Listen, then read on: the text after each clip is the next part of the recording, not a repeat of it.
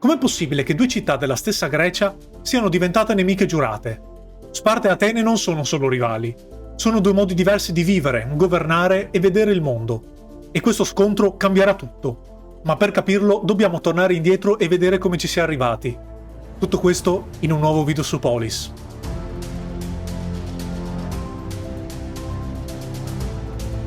Dopo le guerre persiane, il mondo greco cambia profondamente. La minaccia esterna è stata respinta e le polis non devono più unirsi per sopravvivere. Per la prima volta possono guardarsi tra loro.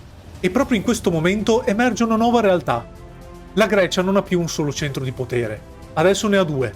Da una parte c'è Sparta, una potenza terrestre costruita sulla disciplina, sull'ordine e sulla stabilità. Una città che non ha bisogno di cambiare per essere forte. Basa tutto sulla sua identità già definita. Dall'altra parte invece abbiamo Atene, marittima, aperta e in continua crescita.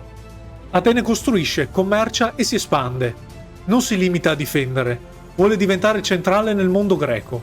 Ed è proprio qui che nasce il problema, perché queste due città crescono in modo completamente diverso. All'inizio convivono, hanno appena combattuto insieme contro la Persia, condividono una vittoria e un ricordo comune.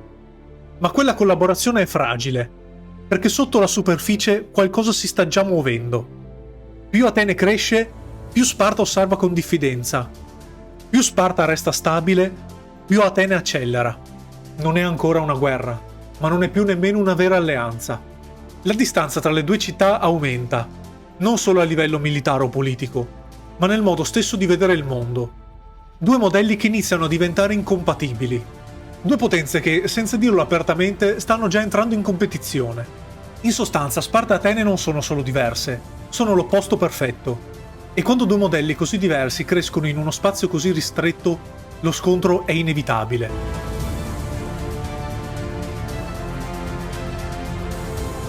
Atene nel V secolo a.C. sviluppa qualcosa di nuovo. Un sistema in cui i cittadini partecipano direttamente alla vita politica, dove si riuniscono, discutono e votano. Le decisioni non arrivano dall'alto, ma nascono dal confronto. Come abbiamo visto in un video dedicato, non è un sistema perfetto. Non tutti partecipano allo stesso modo, ma è qualcosa di radicalmente diverso rispetto al passato. Ad Atene la politica si movimenta. È fatta di discussione e cambiamenti continui. A Sparta invece è l'opposto. Il suo sistema è chiuso, controllato e costruito per durare nel tempo. Non punta al cambiamento, ma alla stabilità. Le decisioni sono nelle mani di pochi. L'equilibrio è mantenuto con attenzione, senza lasciare spazio a variazioni improvvise. Sparta insomma non vuole evolversi, vuole rimanere esattamente com'è. Ad Atene conta la parola, il dibattito è centrale, convincere gli altri è una forma di potere. A Sparta, contrariamente, conta l'ordine. Il singolo conta meno del gruppo, l'obbedienza viene prima dell'opinione.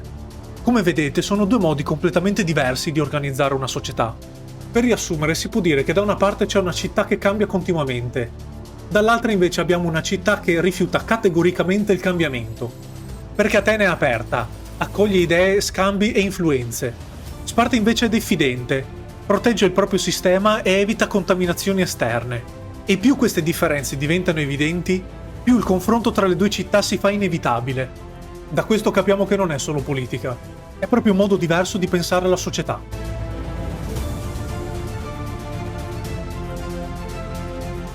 La differenza tra Sparta e Atene si vede soprattutto nel modo in cui fanno la guerra. Sparta, come sappiamo, domina sulla terra. Il suo esercito è il risultato di anni di addestramento, disciplina e coordinazione. Questo perché la falange spartana non è solo una formazione militare, è un meccanismo perfetto. Ogni uomo sa esattamente cosa fare, ogni movimento è studiato nei minimi dettagli, e quando avanza lo fa come un unico corpo. E come abbiamo visto nello scorso video, contro Sparta spesso la battaglia si perde ancora prima di iniziarla. La reputazione degli spartani è tale che molte città evitino lo scontro diretto, perché affrontare Sparta in campo aperto significa giocare secondo le sue regole, e lì Sparta è quasi imbattibile. Ma mentre Sparta perfeziona la guerra terrestre, Atene sta costruendo qualcosa di completamente diverso. Atene con un po' di astuzia non tenta di battere Sparta sul suo terreno, ma decide di cambiare completamente il campo di gioco. Atene guarda al mare, costruisce una flotta enorme, composta da centinaia di navi. Le triremi diventano il cuore della sua potenza.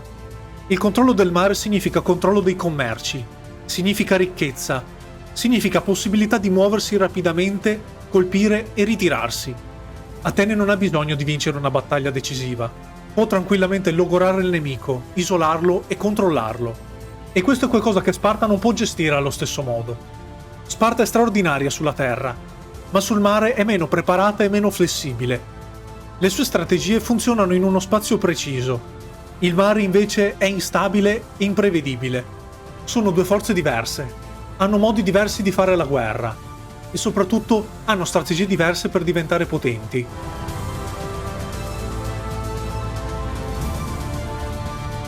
La differenza tra Sparta e Atene non si vede solo nella guerra, si vede nel modo in cui costruiscono il loro potere. Sparta guida la Lega Peloponnesiaca, un'alleanza composta da diverse poleis, legate tra loro da accordi militari e interessi comuni. Non è un impero. Ogni città mantiene una certa autonomia. Sparta semplicemente coordina, influenza, ma non controlla completamente. Sparta possiamo dire che decide di rimanere umile. Non ha bisogno di dominare direttamente. A lei basta essere la più forte. Atene invece segue una strada diversa. Guida la Lega di Delo, nata inizialmente per difendersi dalla Persia. Le città alleate contribuiscono con navi o denaro. All'inizio è una vera e propria collaborazione, ma col tempo qualcosa cambia. Atene inizia a prendere sempre più decisioni da sola, inizia a gestire le risorse e controlla le operazioni, e lentamente quella che era un'alleanza diventa un sistema di dipendenza. Le città non sono più davvero alleate, perché iniziano a diventare subordinate. Chi prova a uscire dalla Lega viene fermato. Atene interviene e impone la propria volontà. Le risorse affluiscono verso la città. La ricchezza aumenta e i progetti crescono. Tra templi, flotte e infrastrutture, Atene diventa sempre più potente, anche grazie agli altri. Ed è proprio qui che Sparta inizia a preoccuparsi davvero, perché non si tratta più solo di due città che stanno diventando forti. Si tratta di due modelli completamente diversi di influenza. Sparta infatti mantiene un equilibrio. Atene invece costruisce un vero e proprio dominio. E più questo divario cresce, più il confronto diventa inevitabile. Sparta guida degli alleati, Atene invece costruisce un impero, e questa differenza cambierà il corso della storia.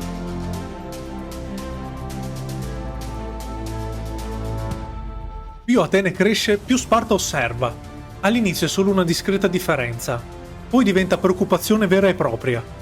Non si tratta solo della forza militare. Atene sta costruendo qualcosa di diverso, un modello che funziona, un modello che attira. Sempre più città guardano ad Atene.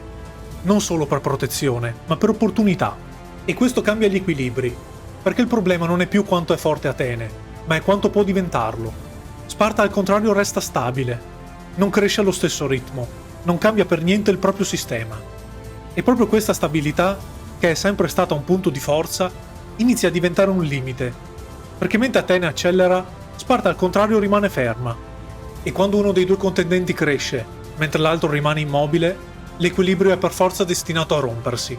Le alleanze iniziano a irrigidirsi. Le polis sono sempre più costrette a scegliere da che parte stare. Ogni decisione diventa più delicata. Ogni crisi rischia di allargarsi. Basta poco per creare tensione. Un intervento, una semplice alleanza, anche un minimo sospetto. E tutto può degenerare. Non è ancora guerra, ma è una pace sempre più fragile. E nella storia, quando emerge un'alternativa forte, chi detiene il potere tende spesso a reagire, non sempre per attaccare, a volte semplicemente per difendersi, ma il risultato è lo stesso. Le distanze aumentano, la fiducia scompare e il confronto diventa inevitabile. A questo punto non si tratta più di chi è più forte, ma di chi ha il diritto di guidare la Grecia.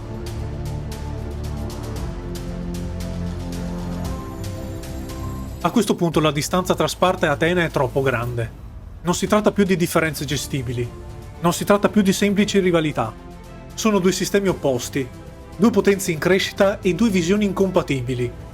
Ogni scelta fatta da una viene letta dall'altra come una minaccia. Ogni alleanza, ogni decisione, ogni intervento aumenta la tensione. Il problema è che nessuna delle due può fermarsi. Atene non può smettere di espandersi. La sua forza dipende dal movimento, dal controllo e dalla crescita. Sparta, dal canto suo, non può permettere che questo continui, perché più Atene diventa potente, più l'equilibrio si rompe. E quando l'equilibrio si rompe, la paura prende il sopravvento. E nella storia, spesso è proprio la paura a far scoppiare le guerre. La Grecia diventa troppo piccola per entrambe. Non c'è spazio per due modelli così diversi, così forti e così ambiziosi. E a questo punto la guerra smette di essere una scelta. Non è più una possibilità tra tante, diventa una conseguenza. Qualcosa che si costruisce lentamente, decisione dopo decisione. Non serve un singolo evento per far scoppiare tutto. Basta che la tensione arrivi al limite. Sparta e Atene non stanno andando verso una guerra. Ci stanno scivolando dentro senza poter più tornare indietro. Questo scontro non sarà solo militare. Sarà una guerra lunga, logorante, destinata a cambiare per sempre il mondo greco. Nel prossimo episodio entreremo dentro a questo conflitto, la guerra del Peloponneso, e vedremo cosa succede quando due mondi così diversi si scontrano davvero.